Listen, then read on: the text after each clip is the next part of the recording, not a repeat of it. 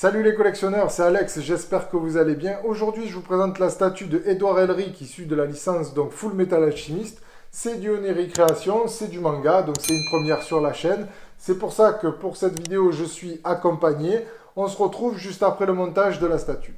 Full Metal Alchemist.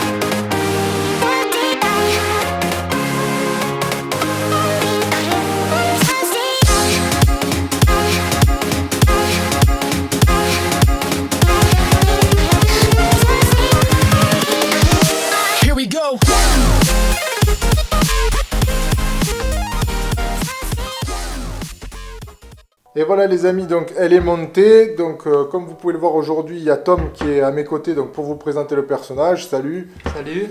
Donc il va vous parler du perso, parce que vous savez que moi sur la chaîne c'est plus super-héros. Donc là je lui laisse la parole pour les origines du perso. Alors du coup, Full Metal Alchemist est un manga d'Hiromu Arakawa, publié entre 2001 et 2010. Et donc l'histoire, c'est celle de deux frères, donc Edward ici présent et Alphonse, qui parcourent le monde à la recherche de la pierre philosophale. Donc là, on a une statue assez imposante, donc pour les caractéristiques, elle fait 24 kg, elle fait 54 cm de profondeur, 49 de hauteur et 59 de largeur. Et donc on va parler de la statue. Donc d'abord le socle qui est quand même assez imposant, qui est donc de la roche qui est très bien détaillée, sur laquelle aussi devant on peut voir les éclairs de son attaque avec également une fissure et les lettres qu'on allumera tout à l'heure. Sur le côté donc les poings, donc les bras de son attaque à Edward.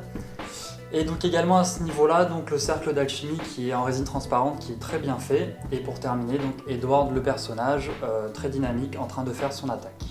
Voilà, je sais pas ce que tu en penses Alex, d'un regard extérieur. Ben, moi je trouve que c'est déjà une pièce qui est très imposante comme tu disais pour du 1/6. Parce que j'ai fait quand même pas mal de résine, mais là celle-ci, déjà de part c'est les bras. Ouais. Les bras qui donnent une envergure à la pièce qui est quand même assez impressionnante. Et puis un socle qui est vraiment très massif, très imposant. Après au niveau des éclairs, tout ça, c'est des parties, je pense, qui sont très belles, mais très fragiles. Parce qu'après, le reste, je pense que les bras, ceux-là, là, ils sont fragiles ou pas, ceux-là? Non, honnêtement, je pense pas. En tout cas, il s'insère bien dedans, on n'a pas de souci, on n'a pas de peur de les manipuler, en tout cas. D'accord. Et on a des parties, tu m'avais dit, PVC un petit peu sur le personnage. Alors je pense, c'est un avis au niveau des habits de Edward qui sont déchirés, pour pouvoir insérer le bras avec la cape, il faut bouger un petit peu les pièces, donc je pense que c'est du PVC, oui.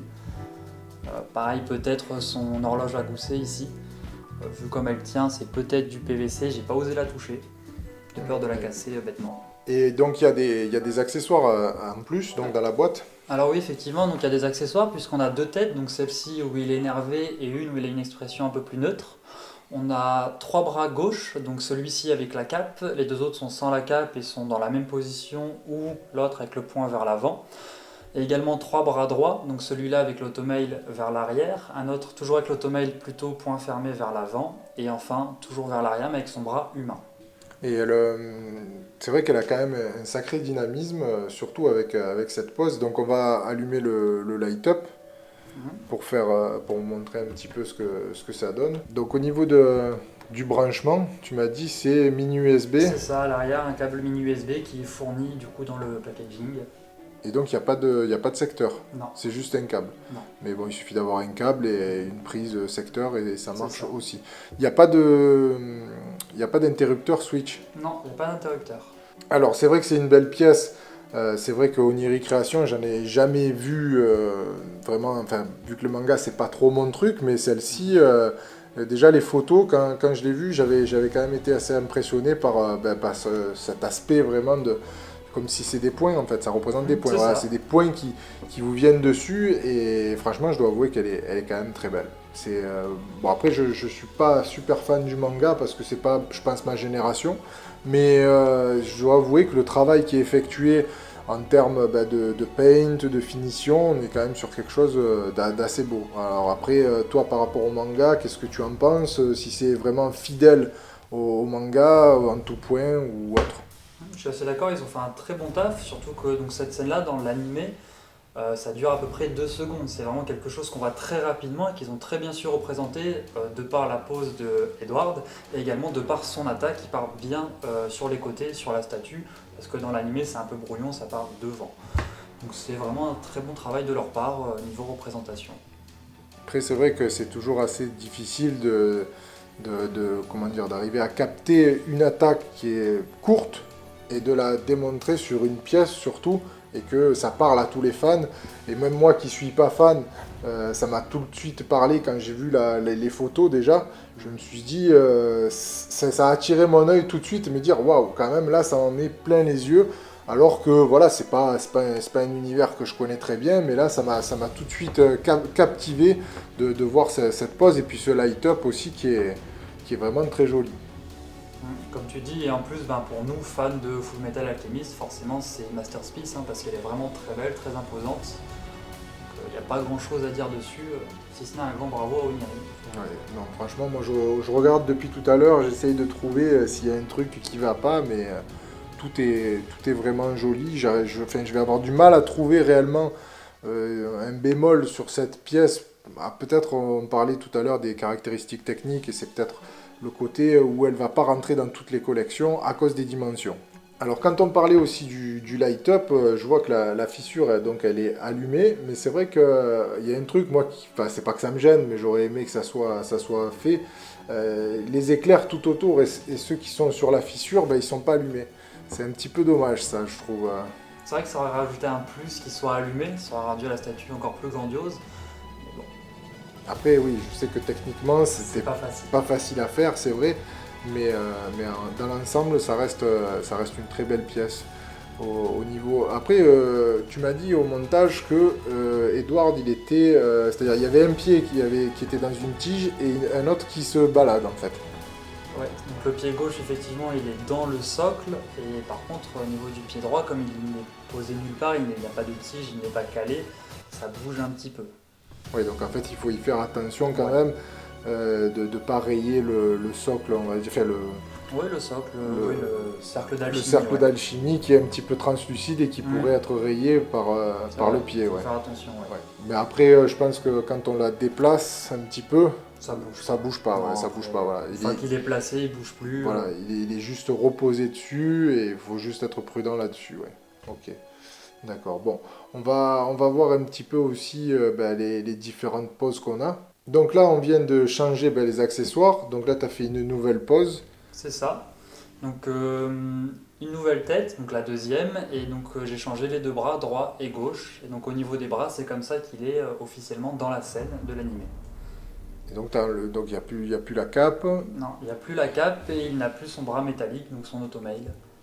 Et ces parties-là qui sont un petit peu, c'est des brûlures, tout Ouais, ça. c'est ça. Donc ça, c'est quoi exactement là, c'est quand il a retrouvé son bras. C'est ça. Ah, voilà. Alors à ce moment-là, donc il y a un événement marquant qui se passe, qu'on va pas spoiler, et donc ce qui lui permet de retrouver son bras droit, mais au niveau de son corps, il a quand même encore les marques, les blessures de quand il l'avait perdu. D'accord, ok. Ah, voilà. Ouais, c'est un aspect, on va dire, un peu plus... Ça fait un peu plus humain, forcément, vu qu'il n'a pas le bras robot. C'est plus fidèle à la scène, et après ils ont quand même voulu mettre les accessoires, donc on a vu tout à l'heure avec l'automail et la cape, parce que c'est comme ça qu'on le voit tout au long du manga et de l'animé. Ah, d'accord, parce que pendant la scène, il n'a pas l'automail. Il est comme ça. Il est comme ça. Ah, voilà, d'accord. Et là, donc le visage, c'est celui que tu disais qui était neutre, c'est ça? C'est ça. Tout à l'heure on a eu le visage un peu plus en colère, même carrément plus en colère, et là il est neutre. D'accord. Et les blessures, c'est les mêmes, hein, donc sur Les les blessures deux. sont les mêmes sur les deux têtes, oui. Mais voilà. Et ensuite, il y a une autre pose, je crois. C'est ça. Bon. on va vous présenter donc l'autre pose. Voilà, donc tu nous as mis la dernière pose, on va dire, avec les derniers accessoires. Donc il y a 2 bras par rapport à l'autre. Donc la tête effectivement est toujours la même. J'ai mis donc les 2 derniers bras droit et gauche qu'on avait. Donc cette fois-ci c'est dynamique toujours mais un peu plus vers l'arrière. C'est avant que ces bras partent totalement vers l'arrière comme on l'a vu juste avant. Alors c'est vrai que oui, moi j'ai profité vite fait là, de voir un petit peu la scène et encore plus parce que je ne l'avais pas vu, mais je me rends encore plus compte du travail de Oniri pour réellement arriver à capter cette pose, parce que sur le manga que Tom vient de me montrer sur la scène, je me dis mais comment ils ont réussi à faire cette pose alors qu'on la voit pas, parce que lorsqu'il est en pleine action, on voit seulement les gros bras comme ça qui partent, et après, c'est fini. Donc je me suis dit, comment ils ont fait? En fait, c'est un travail créatif vraiment incroyable. C'est clair, une très bonne interprétation de leur part. Et du coup, aussi un détail qu'on peut noter sur les 2 bras gauche, qui n'ont pas la cape, on voit également le sang, parce qu'il était transpercé juste avant cette scène. Donc très fidèle à ce qui s'est passé juste avant aussi. Ouais, quand j'ai vu un petit peu la scène sur la fidélité, franchement, Oniri nous ont fait un super boulot là-dessus, donc je suis, voilà, n'étant pas fan enfin pas fan, c'est juste que je connaissais pas ce manga, et cette pièce, elle me donne quand même un petit peu envie de le découvrir, parce qu'il y a quand même quelque chose de travaillé, et c'est un studio que je vais un petit peu plus regarder peut-être, et j'espère aussi qu'on va faire peut-être d'autres pièces ensemble. Avec plaisir. Pour voir un petit peu le travail de ce qui se fait dans le manga, et puis Oniri, c'est quand même... C'est français, ça fait plaisir de voir un petit peu ce qu'ils font au niveau de la résine. Voilà les amis, donc la rapide conclusion pour cette magnifique pièce d'Oniri. Je vais laisser donc Tom donner son avis donc, sur cette pièce. Alors en conclusion, pour moi c'est vraiment une magnifique pièce qui représente parfaitement la scène. Vraiment sur ça, Oniri a fait un très bon travail et qui saura ravir tous les fans de Fullmetal Alchemist sans problème. Vraiment un sans faute pour moi sur cette statue. Et donc au niveau des prix et des exemplaires? Alors pour le prix, du coup, on est à 619 € pour 800 exemplaires. Ce que moi je trouve tout à fait raisonnable pour cette pièce. Au niveau du tirage, oui. Ouais, c'est correct. Ok, écoutez, moi mon avis il va être plus technique, on va dire, parce que j'ai regardé un petit peu la pièce dans son ensemble, j'ai vu Tom l'assembler et je trouvais que c'était pas très compliqué, c'était des pièces qui étaient quand même de bonne fabrication dans l'ensemble. Après, voilà, la pose, comme je vous dis, moi c'est ce qui m'a séduit en n'étant pas fan spécialement de manga, mais qui m'a complètement sauté aux yeux quand j'avais vu les photos. Là, la voir en vrai, c'était un plus, il faut toujours voir les pièces quand même en vrai, parce que les photos de promo, des fois, ça peut être un peu trompeur. On a un light-up qui est superbe, qui vraiment, genre, il est pas trop faible, il est pas trop fort, et qui donne un plus. Après, voilà, il n'y a pas de point négatif. Quand j'ai parlé un petit peu des éclairs que j'aurais aimé qu'ils soient allumés, je pense que c'est plus une contrainte technique que l'on peut, on va dire, pardonner à Oniri, parce que tout le reste, globalement, c'est quand même une très belle réussite. Je tenais donc à remercier Tom qui m'a aidé donc pour faire cette review et cet unboxing. Merci à toi pour l'invitation, ça fait un vrai plaisir. Écoute, c'est partagé. Donc je vous mets dans la description le lien du site partenaire où vous allez voir le dépôt-vente, parce que des fois cette pièce, bon je sais qu'elle est sold out, mais elle peut rentrer donc sur le dépôt. N'hésitez pas à me dire ce que vous en pensez dans les commentaires. Likez, partagez, abonnez-vous à la chaîne et n'oubliez pas d'activer la cloche pour être averti pour les prochaines vidéos. Je vous dis à très bientôt et collectionnez bien.